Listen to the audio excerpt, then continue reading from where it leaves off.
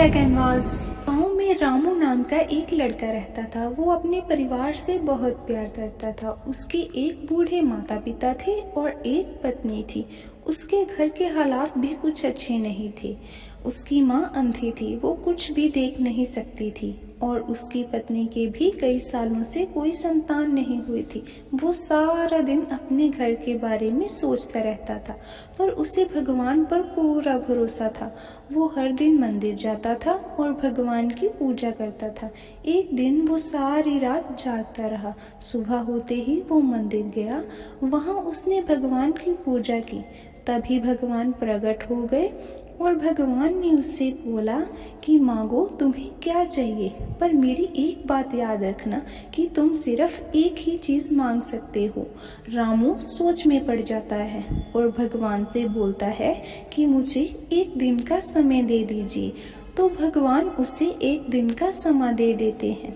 वो अपने घर चला जाता है और जाके सारी बात अपने पिता को बताता है। उसके पिता कहते हैं कि बेटा तुम भगवान से धन मांगो, उससे हमारी सारी आर्थिक तंगी दूर हो जाएगी। पिता की बात सुनने के बाद रामू अपनी माता के पास चला जाता है और सारी बात अपनी माता को बताता है। उसकी माता बोलते हैं कि बेटा तुम भगवान से मेरी आंखें मांगो।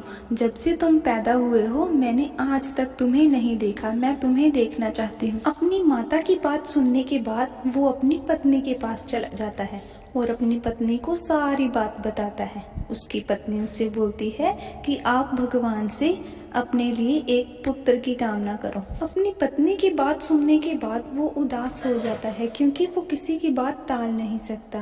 वो कई देर तक सोचता रहता है क्योंकि वो सबको खुश देखना चाहता है। काफी समय सोचने के बाद उसे गांव में रह रहे एक पुराने बूढ़े बाबा की याद आई। तुरंत ही वो उस बाबा के पास चला जाता है और बाबा को जाके सारी बात बताता है। बाबा कुछ देर सोचते हैं और उसे बोलते हैं, बाबा ने उसे क्या बोला यह जानने से पहले अगर आपको पता है कि वो क्या मांगेगा तो कमेंट कर दीजिए और चैनल को सब्सक्राइब कर दीजिए।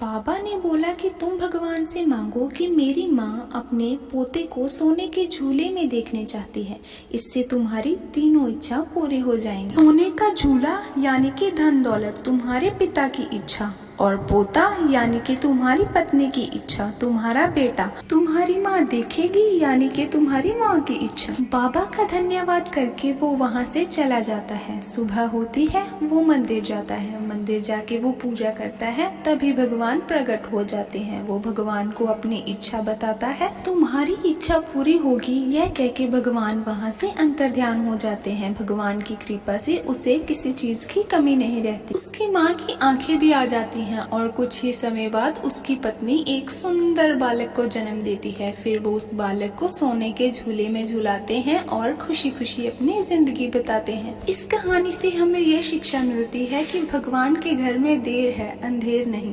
भक्ति का फल जरूर मिलता है। Subscribe please.